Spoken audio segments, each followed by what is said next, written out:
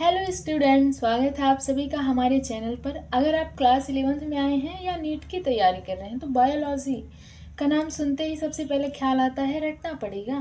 लेकिन आज हम ऐसा नहीं करेंगे। हम बायोलॉजी को रटेंगे नहीं बल्कि समझेंगे, उसको फील करेंगे।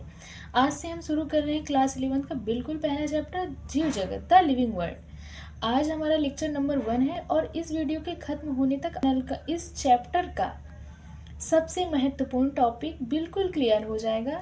तो चलिए स्टार्ट करते हैं आज का वीडियो। ठीक है,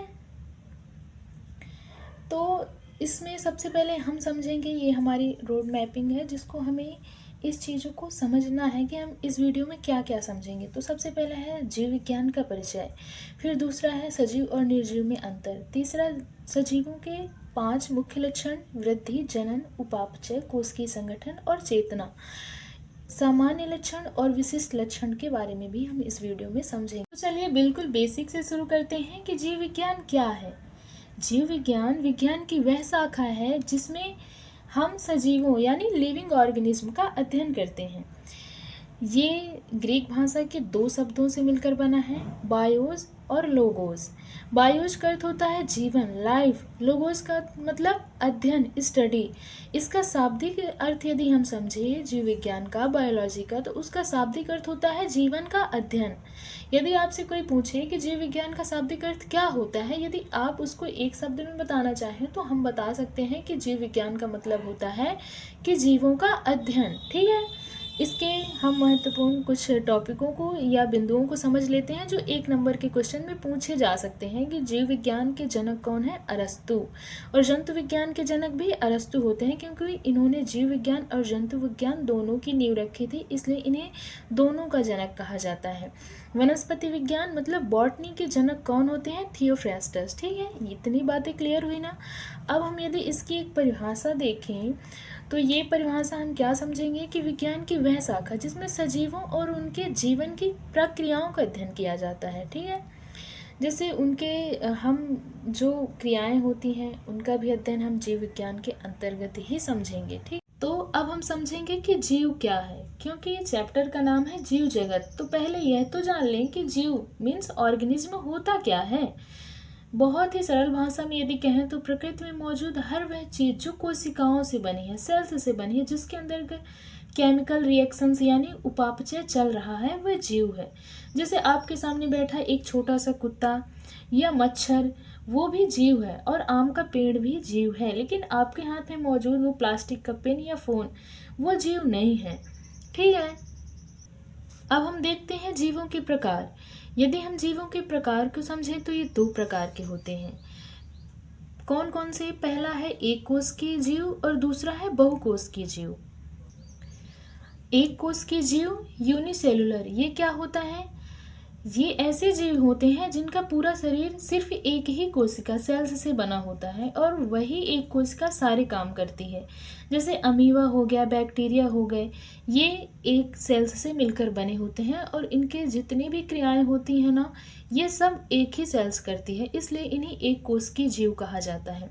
वहीं पे बहुकोशिकीय जीव मतलब मल्टी सेलुलर ऑर्गेनिज्म क्या होते हैं?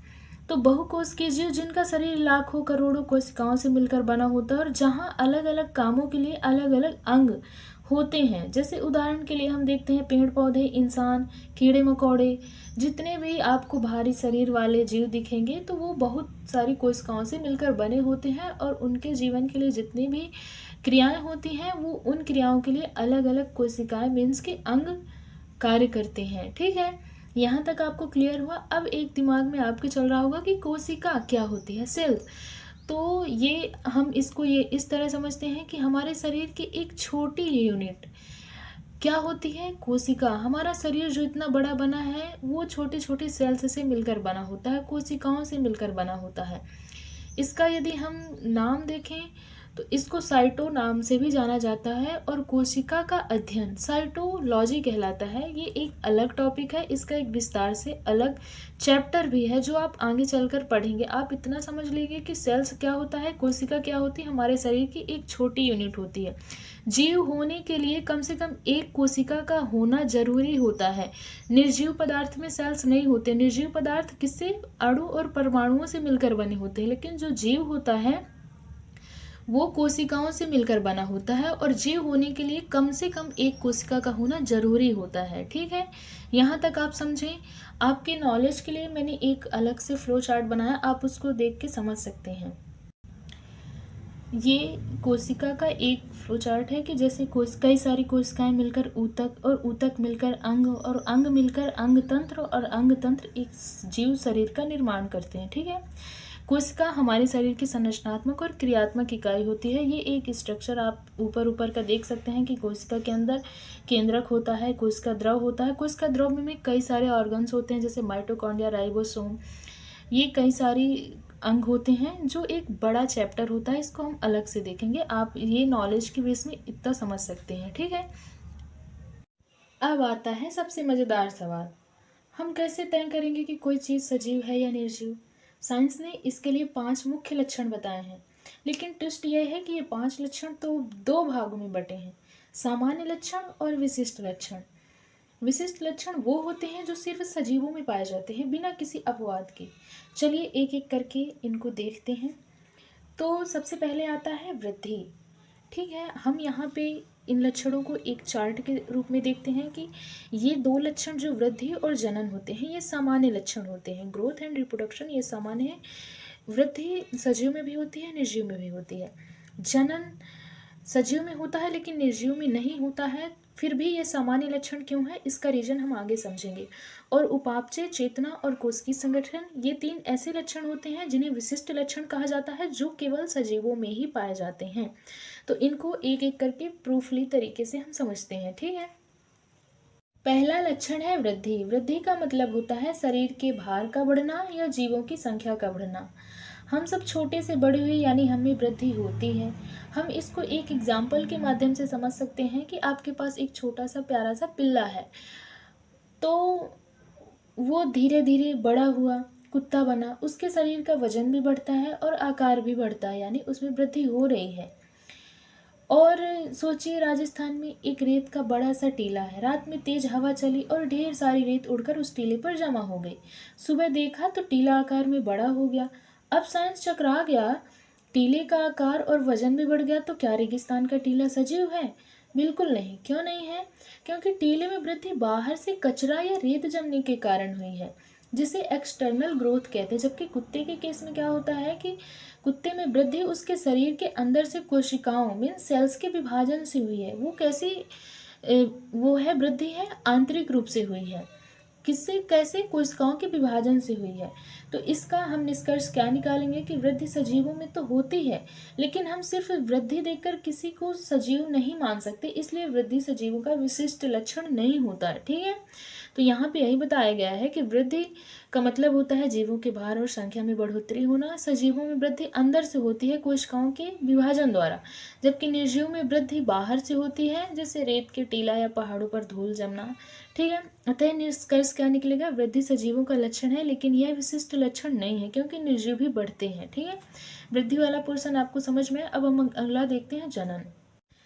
तो जनन होता क्या है इसको समझते हैं, रिप्रोडक्शन। इसको एक एग्जाम्पल से समझते हैं कि आपके पास एक छोटा सा कुत्ता है, प्यारा सा, और दूसरी तरफ देखते हैं एक डंबल है।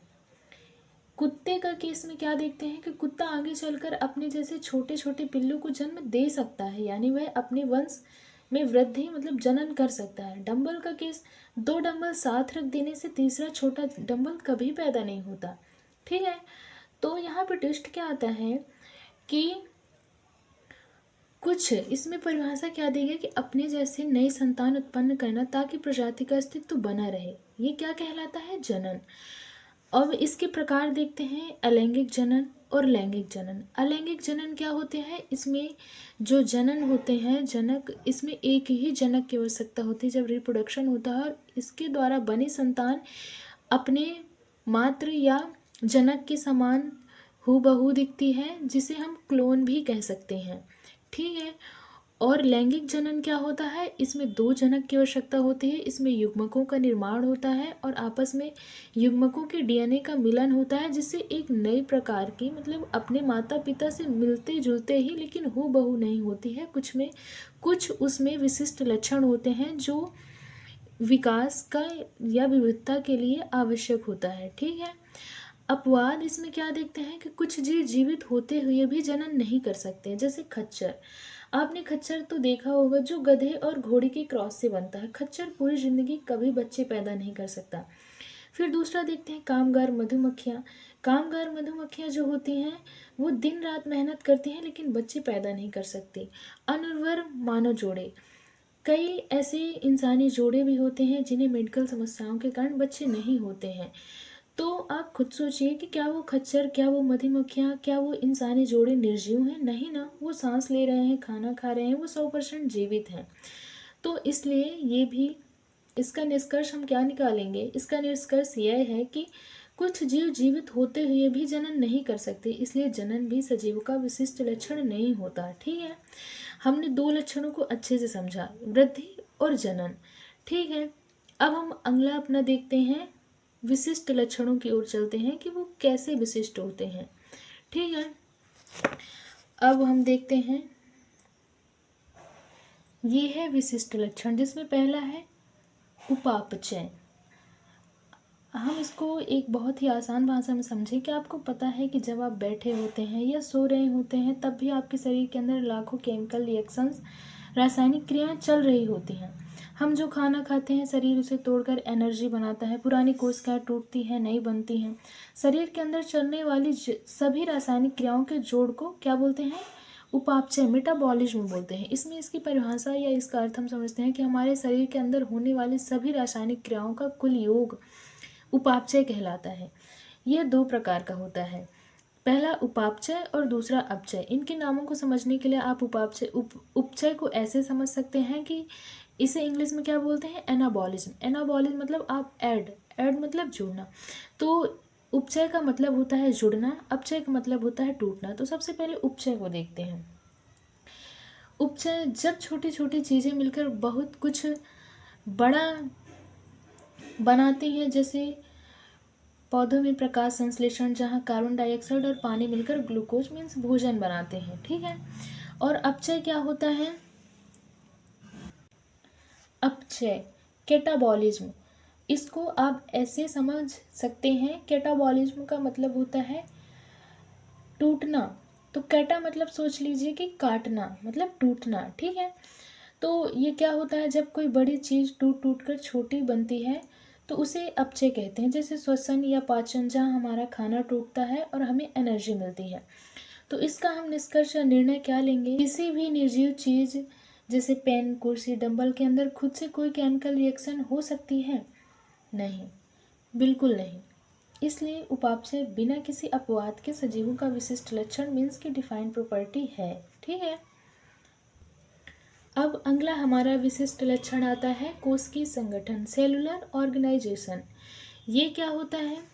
दुनिया का हर सजीव कोशिकाओं से मिलकर बना है। जीवन की शुरुआत के लिए कम से कम एक कोशिका का होना जरूरी है। जैसे एक खूबसूरत मकान छोटी छोटी ईंटों से मिलकर बनता है, ठीक वैसे ही दुनिया का हर सजीव छोटी छोटी कोशिकाओं से मिलकर बना है। अगर कोई जीव बहुत छोटा है जैसे अमीबा या बैक्टीरिया, तो वह सिर्फ एक कोशिका से मिलकर बना है। ठीक है। और जैसे कोई जीव बड़ा है जैसे पेड़ हो गया, हाथी हो गया या हम इंसान, तो हम करोड़ों कोशिकाओं से मिलकर बने हैं, मीन्स की मल्टी सेलुलर है। लेकिन जो निर्जीव होते हैं जैसे लोहा, प्लास्टिक या पत्थर, वो कोशिकाओं से नहीं बल्कि अणुओं और परमाणुओं से मिलकर बनते हैं। तो इसका हम निष्कर्ष क्या निकालेंगे कि सजीव कहलाने के लिए कम से कम एक कोशिका या एक जीवित कोशिका का होना अनिवार्य है। कोशिका जीवन का कोई अस्तित्व नहीं, इसलिए यह भी सजीवों का विशिष्ट लक्षण है। ठीक है। अब हम देखते हैं अगला विशिष्ट लक्षण, चेतना या संवेदनशीलता। ये क्या होता है? अपने आसपास के वातावरण, भौतिक, रासायनिक या जैविक के बदलावों को महसूस करना और उनके प्रति प्रतिक्रिया या रिस्पॉन्स देना क्या होता है? संवेदनशीलता। कैसे? ये जो जैसे हम अपने आसपास के माहौल जैसे गर्मी, ठंडी, रोशनी, पानी या किसी का छूना को महसूस करते हैं और उस पर अपनी प्रतिक्रिया मीन्स की रिस्पॉन्स देते हैं, ये क्या कहलाता है? चेतना कहलाती है। ठीक है। जैसे आप समझिए इंसान और जानवर, अगर अचानक आपके हाथ पर कोई गर्म चाय की बूंद गिर जाए तो आप तुरंत हाथ पीछे खींच लेते हैं। ठंड आने पर आप स्वेटर पहन लेंगी। तो ये क्या है, माहौल के प्रति आप अपनी प्रतिक्रिया दे रही हैं। जैसे पौधे पौधे भी धूप की तरफ झुक जाते हैं। छुई मुई, टच मी नॉट प्लांट जिसको बोलते हैं, उसको छूते ही उसकी पत्तियां बंद हो जाती हैं। यानी पौधे भी महसूस करते हैं। इंसान का एक खास गुण क्या होता है, केवल इंसान ही एक ऐसा जीव है जिसके पास स्वचेतना, सेल्फ कॉन्शियसनेस है। यानी वह खुद के बारे में जागरूक है। जैसे हम शीशे में देखकर खुद को संवारते हैं, तो ये एक तरीके से क्या है, ये एक संवेदनशीलता है। ठीक है।